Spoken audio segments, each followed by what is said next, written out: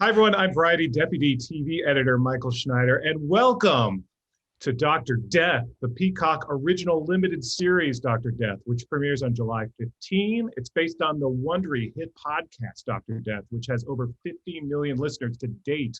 So Dr. Death is inspired by the terrifying true story of Dr. Christopher Duntsch, played by the one and only Joshua Jackson in The House, a rising star in the Dallas medical community, but patients would enter the surgical facilities for complex but routine spinal surgeries and be left permanently scarred. This guy was not good.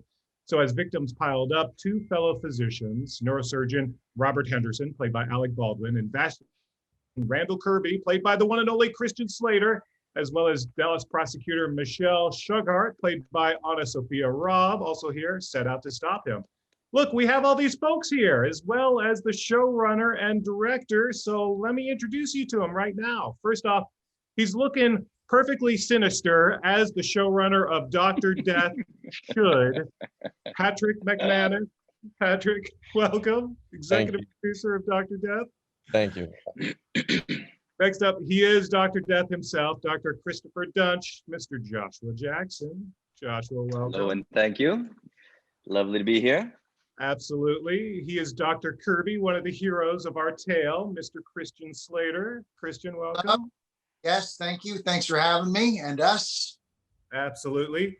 Another hero of this tale, the prosecutor, Michelle Shughart, Annasophia Robb. Annasophia, welcome. Thank you. And finally, one of the directors of this project, Maggie Kiley. Maggie, welcome. Hello. Thank you. Happy to be here. Yeah, Director and executive producer. Let's just there we give her propers. There you go. Proper EP as well. So Maggie, welcome. Thank you so much, all of you, for joining us. Joshua, let's start with you because you are Dr. Death himself. Take me through the process of when you became aware of this project. Did you know about the podcast? Had you listened to it? Did you know about the real story? What was sort of your entry point to this tale? No, it was all fresh for me from the first conversation that I had with Patrick.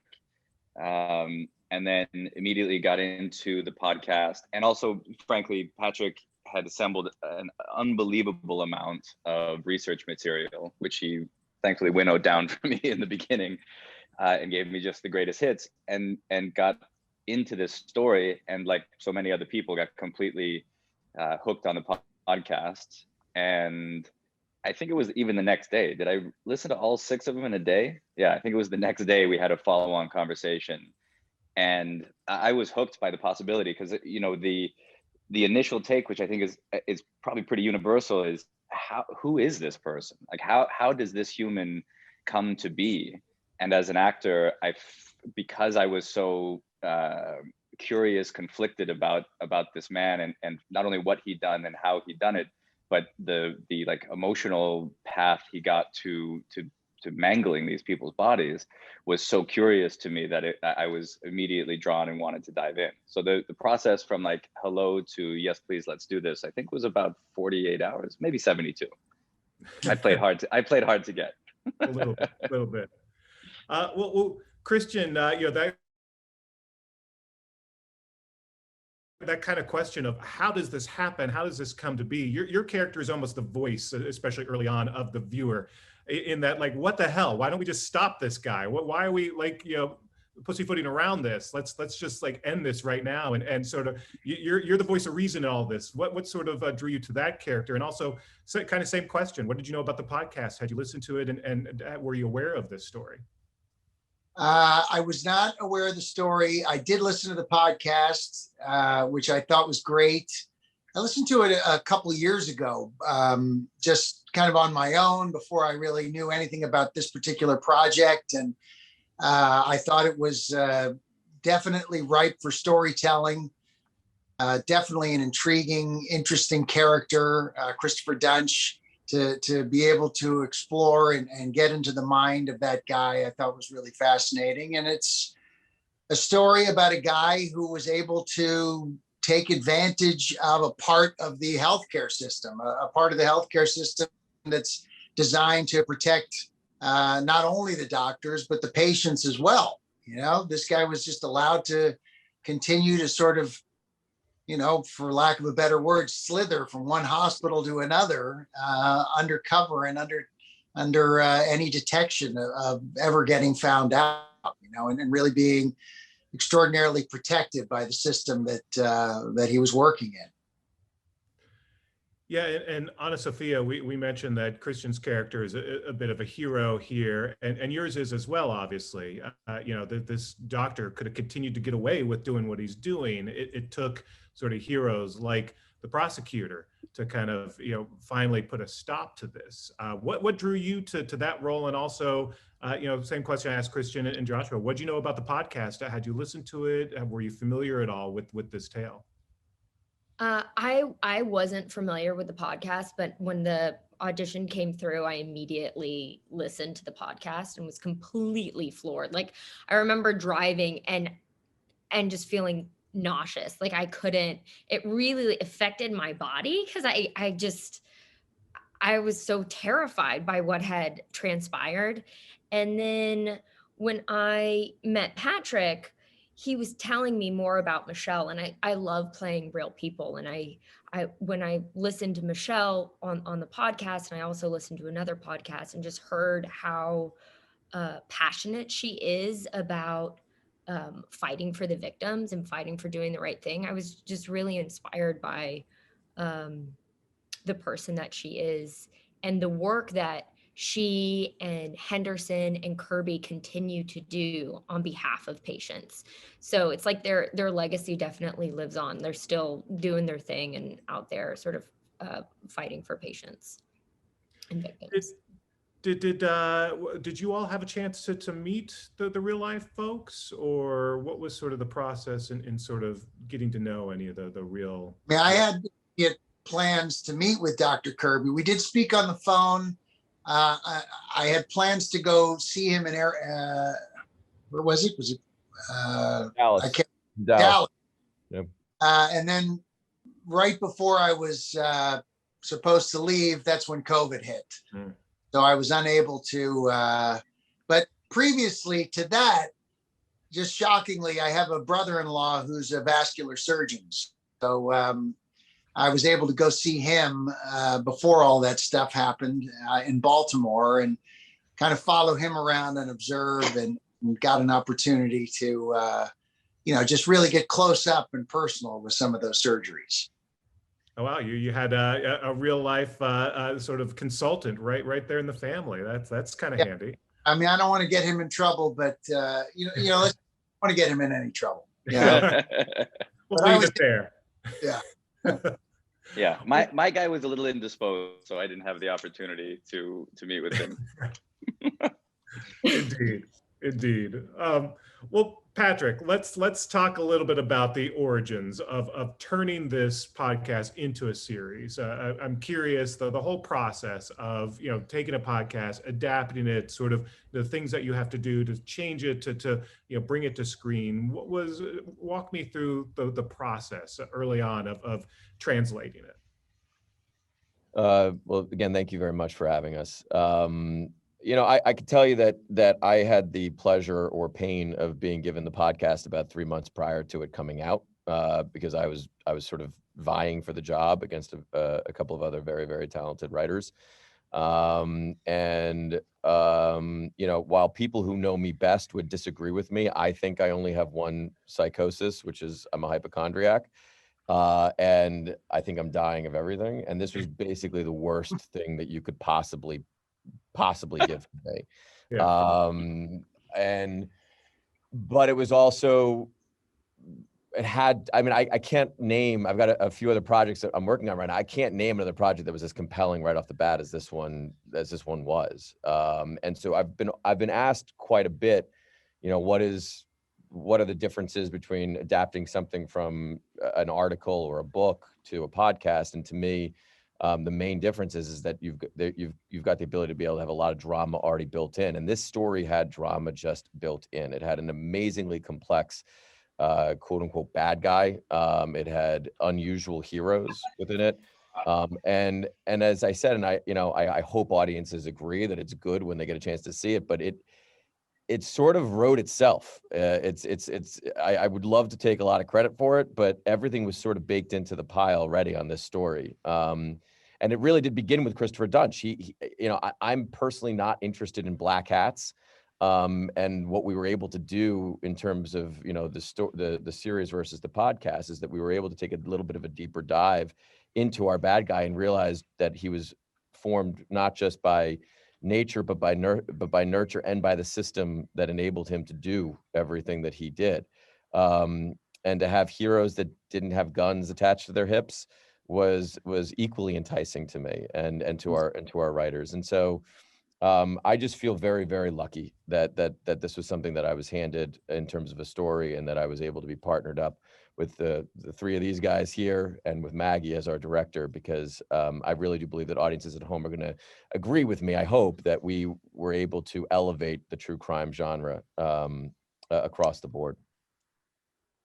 Yeah, that big question that drives this. How does the system sort of allow this to happen? That frustration probably didn't help you as a hypochondriac.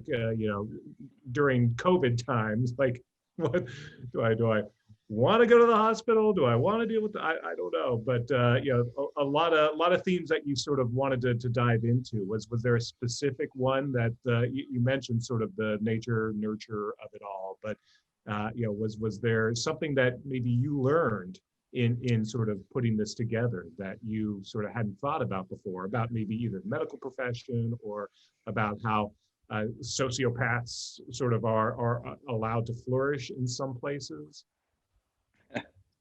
I work in Hollywood, so I know exactly where sociopaths flourish. Touché. I happen to resemble that remark as well. Listen, the short answer is yes. And it is one of the things that drew me to the story, was that I think that oftentimes in true crime, you have a clear bad guy, right? And while we absolutely had a true bad guy in Christopher Duntsch, and I want to preface what I'm about to say by saying that Christopher Duntsch deserves to be in jail for the rest of his life. What he did was inhuman, but he was empowered every step of the way by the medical community. And there were a lot of people who were more interested in protecting themselves. There were a lot of institutions that were more interested in protecting themselves than in stopping this guy. They were, and to me, that is again what allows this story to stand apart from others. And that is, I would like to say that I knew about the vast failures of the medical community, but I can tell you that sadly I learned more than I wish to know right now about how these institutions just failed right and left in stopping him. Yeah, no, absolutely. Well, Maggie, I want to bring you into the conversation. First off, talk about the production process. Obviously, shooting during COVID, I know everyone's had challenges and sort of had to figure out different ways to do it. You're doing a show that sort of takes place in hospitals and includes medical procedures, which must be surreal to be shooting under COVID protocols. Talk a little bit about that process and sort of how you had to kind of work around all that. Sure. Well, the great thing is that when you're shooting a hospital sequence or a surgery sequence, everyone is masked. So that was actually to the good for us. I mean, I think even creatively, one of the most challenging things going into it, I know for me and with Patrick at the beginning, was thinking about how to create, a hospital look and feel of those surgeries that felt ominous, but also felt unique to our storytelling. So that was something we talked about a lot and planned for a lot. Shooting in COVID is challenging, and it certainly takes up a lot of time, and there's a whole support team there to help you. But I feel like once you sort of get used to what those protocols are, it's just another day at the office. I mean, you're directing actors through a face shield and a mask, which isn't ideal. You really have to project, but I think you do the best you can. You have less time. You have to move potentially slower than usual. So I think you're even more thoughtful about what you need and what you want to have happen on the day. How difficult is it to direct surgery scenes, especially? I mean, it's like a dance. It's like a symphony to some degree, and sort of how you kind of depict that. What's that like in sort of shooting that, planning and shooting that? Actually the very first day I met Josh in a van, we went to observe a surgery during COVID, which was fascinating that we were even allowed in. We had an incredible surgical tech on the show who talked me through everything. But, I think one of the challenges is that we all, as an audience, we're very familiar with what a hospital show looks and feels like. And when certain sequences start, certain shots come up and lighting happens in a certain way, I think we automatically assume, oh, it's this show, or, oh, it's going to go here, it's going to go there. So I think for us, finding a way to make those scenes look and feel really different from episode to episode, hospital to hospital, surgery to surgery was so important. And even I think we have 3 surgeries in the first 2 episodes, and we approach them just in terms of lensing and camera really differently. There's one surgery in particular where things go worse than maybe they have yet, and we used a lot of Dutch angles and low push-ins and found details of blood and other things, but tried to do it in a really lyrical and thoughtful way, so we weren't instantly going into horror show. It's not a horror show. We're still riding a line of, is he doing something wrong? Is he doing something right? There's always blood in surgery. There's always bloody sponges in surgery. So finding ways to frame those things in a way where when you would look back at that scene, maybe in a later episode, it would land in a really different way than it did in the pilot. Yeah, no, that's very interesting. The idea that everyone sort of had a different perspective, and especially early on when you see the doctors go to the board and it feels like maybe they're being gaslit a little bit, and maybe they are looking at this wrong. Maybe Dr. Duntsch isn't such, maybe he just does things differently, and that's sort of part of the also intrigue of this series. Joshua, let's get back to you and let's talk about Dr. Duntsch. What did you, when you were doing your research, when you're reading that mountain of material that Patrick prepared for you, what did you start to think about who this guy was and how you were going to approach playing him? Because clearly there was a side to him that people really sort of, fell into, and he was charismatic at times, and clearly there was a way that he got away with all of this, but he was, crazy at the same time. How did you sort of approach this guy? I think the first hardest hurdle was getting past the judgment of him. Even just reading or listening to the podcast and then reading the scripts, I so badly wanted an answer, like, oh, he's evil, oh, he's a psychopath, oh, he is doing this for some nefarious purpose. Like Patrick was saying, to turn him into a black hat, to make it simpler for myself just as a person before even getting into giving the performance. And over the course of like diving into that research, listening to some of the audio of him and seeing how the people in his life interacted with him, you realize, actually, no, it's far more scary than that. He's a person. And yes, he is a sociopathic person ultimately, but he is this charismatic figure. And to what Maggie was saying, when we get inside of these surgical scenarios, when we're inside the operating rooms and when he's operating inside of his medical practice, he is a charismatic figure, but we also all have a desire to believe in our doctors. So you give them, people just gave him the credit. He had the paperwork, he looked the part, he talked the talk, and you have a desire to want to believe this person who is about to do something very radical to your body. And I think that's a lot of the way that he skated by. And then and this came out of a lot of conversations with Maggie and Patrick, as we got into the psychology of the man, ultimately what I came to realize is the only person that didn't know that Dr. Duntsch was a bad doctor was Dr. Duntsch. He actually fully believed in what he was doing at every moment, and still to this day, apparently, believes that he is actually the victim of other people's either conspiracy or poor medical practice inside of these outcomes. And that to me was like a big unlocking moment, right? He's not conscious of his own evil. He's actually just a man going through his life, believing that he's doing the best, and with this sort of messianic sense of purpose, which I think is also endemic to a lot of high-flying surgeons. You know, I met a couple of them. My brother's in the medical profession, so I have the opportunity to be around doctors sometimes. And the God complex thing is real. You know, they're inside of our bodies, healing ourselves at our moments of greatest need and weakness. And I think psychologically, it's very hard for a person to resist then feeling like you have some touch of God in you. And that could go a variety of different ways. And in Dr. Duntsch, obviously, it went in the worst possible way. So once I unlocked that, once I got to the place of accepting that he's a human with human foibles, rather than, like Patrick was saying, an easy black hat bad guy, it unlocked a whole bunch of other possibilities for the character. And that really drove it through. Yeah, you see that early on when he's with his estranged wife and also with his dad, and they're kind of shocked that he's still in surgery. Practicing. Yeah. And he's like, why? Well, yeah, and there's so much complex. I mean, then you get into the nurture portion of his life, right? Like, what are the steps along a person's path that gets them to this place? Obviously, that relationship with his father and with his mother. But we portray more of the relationship with his father is key, right? And how he was raised up and the various pressures of his young life, the formative years of college, and then this. If Dr. Duntsch would have stayed on the research path that he was originally on, we would probably be talking about him as some sort of Elon Musk character now, right? If he had the wherewithal to stay on that path.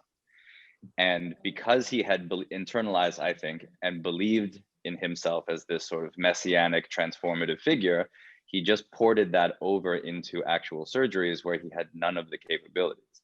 And that was his driving mistake, is that he believed his own press. And like Patrick said earlier, a lot of the archetypes for like who this guy is are people that I've worked with, none of these lovely folks, but people that I've worked with over the course of the last 30 years. Because you see how ego and talent and success can warp your perception of reality. And I think that's a lot of what happened with Dr. Duntsch. It came to him so easily, and then money came, and then a certain degree of acclaim came, and he was immediately at a top flight hospital and immediately inside of exactly the group.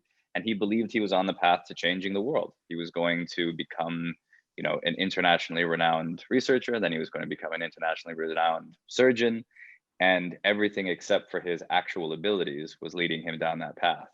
And then unfortunately, reality came in conflict with his ego and disaster occurred. Yeah. Patrick, I'm starting to think that season 2 of Dr. Death has to take place in Hollywood. I think that's the sequel. So just FYI, Peacock, start working on that. I'll let them know. For sure. I will say the only people who are actually interested in watching stories about Hollywood are people in Hollywood. Yeah. We're only fascinating to ourselves. Yeah. Christian, let's talk a little bit more about Dr. Kirby. I mentioned earlier that to some degree your character is, especially early on, the voice of the viewer, but also sort of the voice of outrage. And you get to have some fun. You add a little bit of spark and comedy to what's a dark story. Talk a little bit more about that and how you wanted to approach this as sort of being the guy who's like, anyone else seeing this? Like, what are we doing here? Yeah. Look, those were aspects that I loved about the character, loved about the story. I was really excited to jump in and play this sort of energetic, wild and crazy kind of guy who really didn't give a flying whatever, who he offended or any of that stuff. He was just brash and outgoing and really willing to tear down the system in the name of justice, which was just a lot of fun to play. And certainly working opposite Alec, he was a great straight man, I felt, and he and I felt like we bounced off of each other very, very well. And it and also coming from playing such dark characters, just finishing Mr. Robot, which was a very somber, sullen, dark show, and rather dark character and dark subject matter. And look, Dr. Death is definitely dark. There's no doubt about it. But to get the opportunity to play somebody that kind of can inject some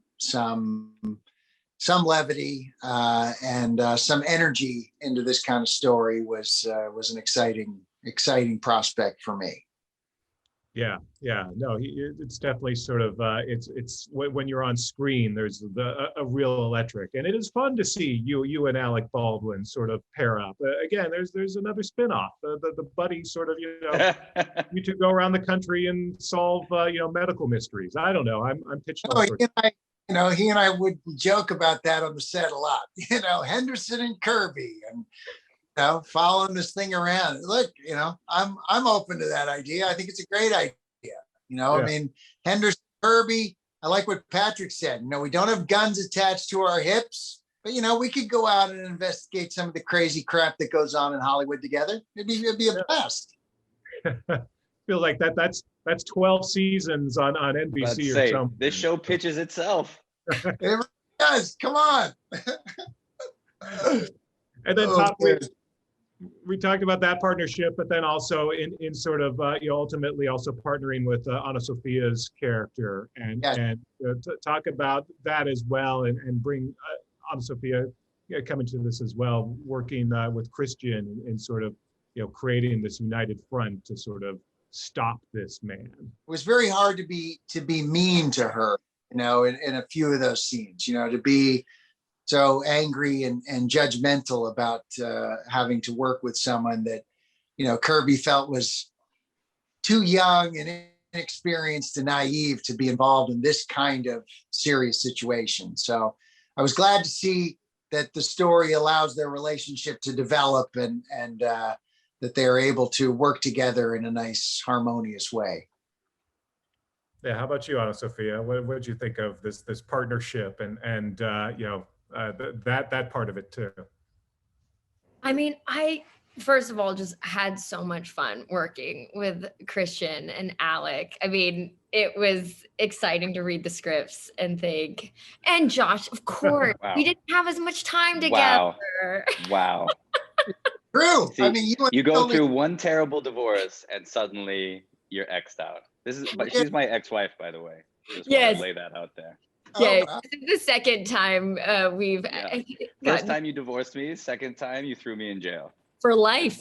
For life. It's all going down. I don't know what we're going to do. You have to actually physically murder me next time. Yeah, I think next up is murder. But I mean, we had just a phenomenal cast. It was just a true joy getting to show up every day, especially during COVID, because we had been waiting for so long. There was so much anticipation, and then to be able to be on set together and collaborate, even with the weirdness of wearing a mask and, when do we take our masks off? Okay, does everyone feel safe? Okay, and trying to sort of work through a scene and collaborate. But I had the opportunity I was also going to go down and visit Michelle in Dallas. But we ended up FaceTiming, and she's such an open book. Like, I was able to ask her all sorts of questions, a lot about her relationship with Henderson and Kirby. And she just loves them still. Like, there's such a warmth that she has for them. And they helped her so much in the case that I didn't really understand. I saw that in the script, but I didn't understand how much they helped her in understanding the medical world and the surgeries, and how, she essentially has to explain to the jury how Duntsch basically messed up in all of these surgeries. And so they became partners, which is really unique. It doesn't really happen often during criminal cases. And so I loved knowing that backstory and that truth, and then bringing that into the collaboration with Christian and Alec, and we had so much fun. I loved it. Christian has so many incredible, like, snappy lines, and Michelle is such a kind, sort of straightforward, really hard, dedicated person. And so to have these different personalities in this scene is like, she's trying to navigate and do her job while, you know, the person she's talking to is breathing down her neck. So we had a good time. Because, you know, like Josh was saying, I mean, Henderson and Kirby, I mean, they have their egos as well, you know, and doctors do have a God complex. I mean, and Alec even played a doctor once where that, you know, said, you know, didn't go so well. But where it didn't go so well. Yeah, exactly. Yeah. You think I have a God complex? I am God. You know, I mean, he said that line and delivered it so beautifully. So, what was that? In Malice? I think it was in Malice. Yeah. That was great.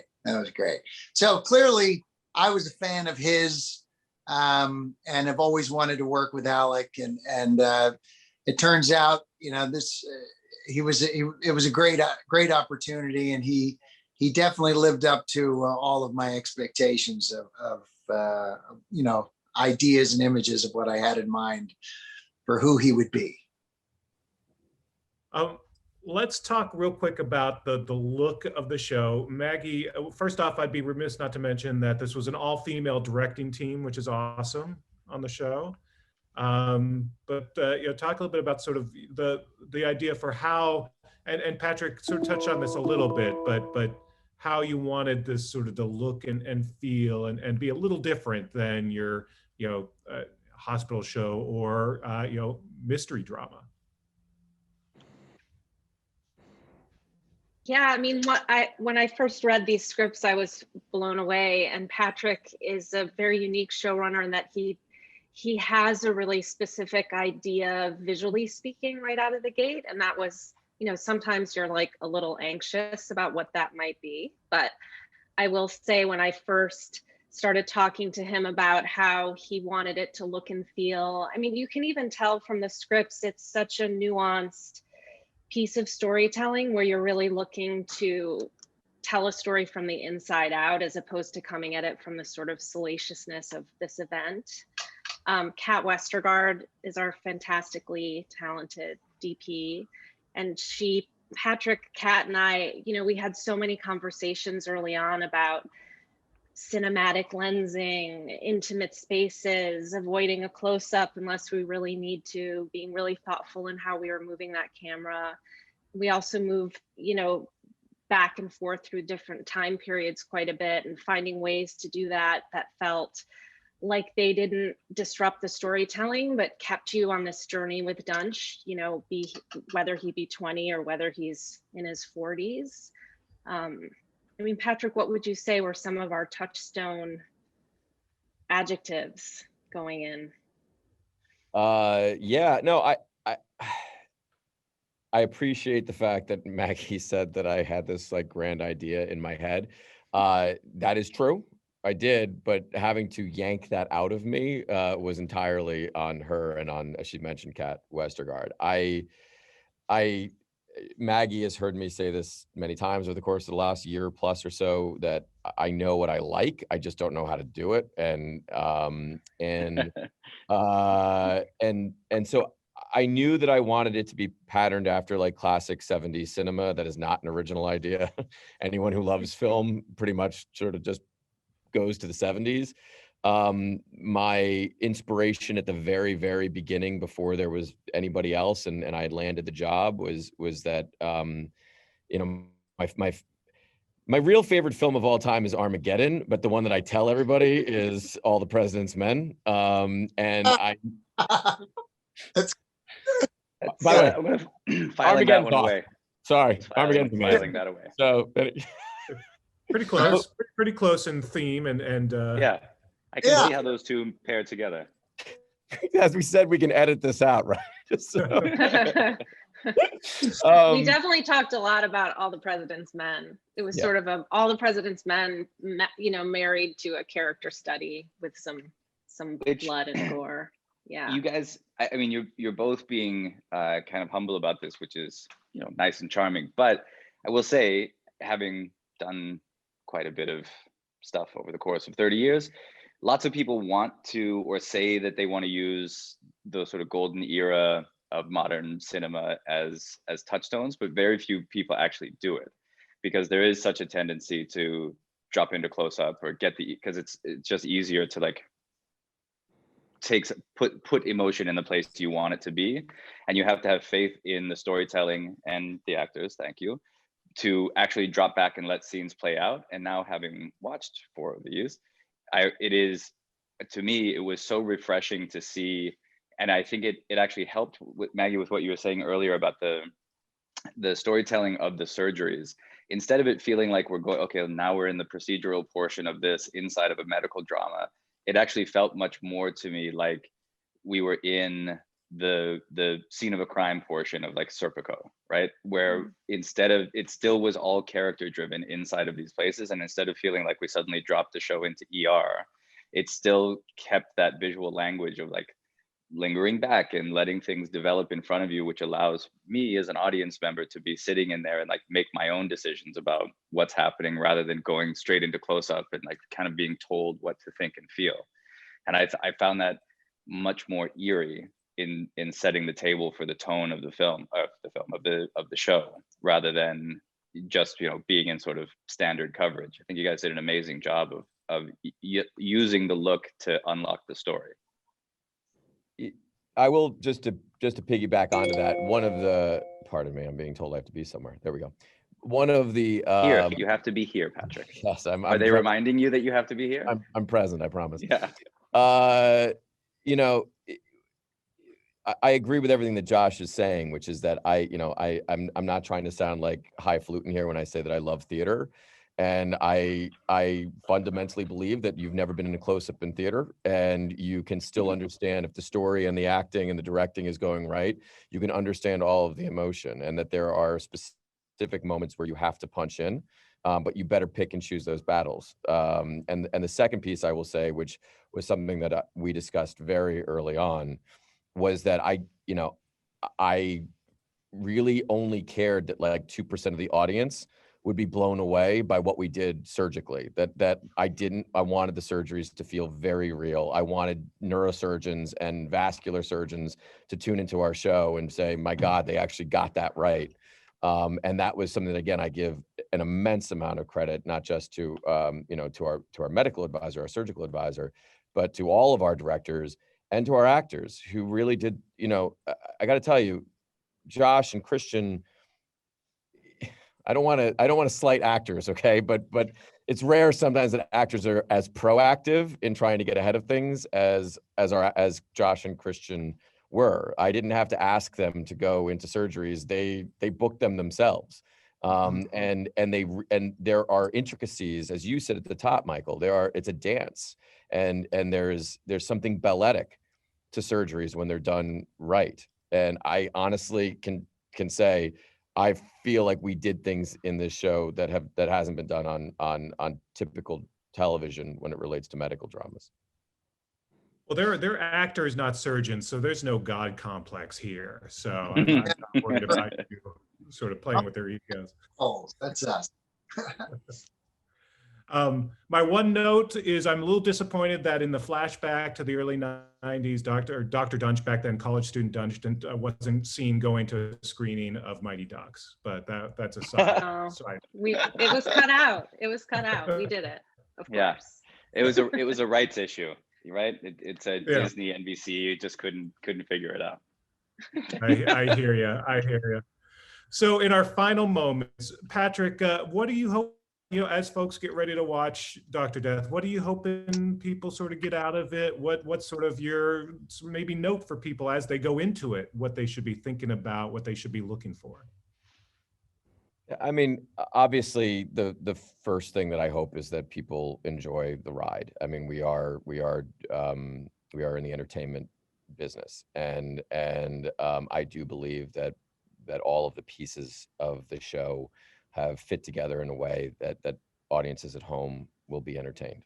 But to step it beyond that, and I appreciate you asking this question, it is a focal point of this series that we try to raise some awareness in people as to how, as it relates to patient safety, as it relates to how patients go about choosing their doctors, and in fact, even how patients vote, because part of this show, what we unravel is the fact that this predates Christopher Duntsch's time and tenure in Texas, and that a lot of the laws that were passed in Texas allowed for him to operate freely as well.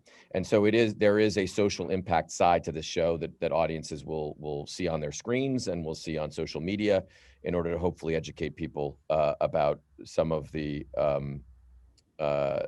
shortcomings in the medical community at large. So I'm hoping that people will be entertained, but that they'll also think and that they'll take some of their safety into their own hands. Yeah, no, that's a good point, because obviously the podcast got people talking about this, but now seeing it on screen and for more folks to sort of see the story, that I'm sure will have an impact as well. And I'll be really curious to see what people in the medical community, as they watch this, their thoughts, and hopefully this does sort of stir a little bit more of a conversation as well. So Yeah, mainly get a second opinion. Yeah, get a second opinion and potentially vote for people who will increase access to fair and equitable healthcare. yeah, Right. I mean, a big part of the problem, not only is it the legal system, particularly in Texas, that created an environment where it was more financially beneficial to pretend that Duntsch was not mangling people than it was for him to be stopped. Right. That's why the institutions protected him. But he also works inside of a system that puts profit above people. That's the entire American system. And until you take the profit motive out of medicine, you're going to end up with what usually happens, which is too much care, right? People getting overburdened with things that they don't need and radical bills. But you also end up in places where institutions have to make a decision where they're willing to protect their own brand and profit margin over the health and safety of their patients. And I think that's a big part of where the show ends up, is how did we get here with Duntsch? Well, Duntsch obviously is responsible for his own bad actions, but the environment that created him bears a large responsibility as well. Yeah. No, that's true. That goes back to the no black hat, because in some ways everyone's got a little bit of black hat in them. Well, exactly. Well, all of Dr. Death drops on Peacock on July 15, all 8 episodes. So do check it out. Thank you so much, Patrick, Joshua, Christian, Annasophia, and Maggie. It was a pleasure. Best to all of you. And I'm looking forward to that season 2 that we just made up right now here on this. You're the co-creator, it seems. We got you in. Thanks, everyone. Thank you. All right. Thank you. Thank you. Buddy. Bye.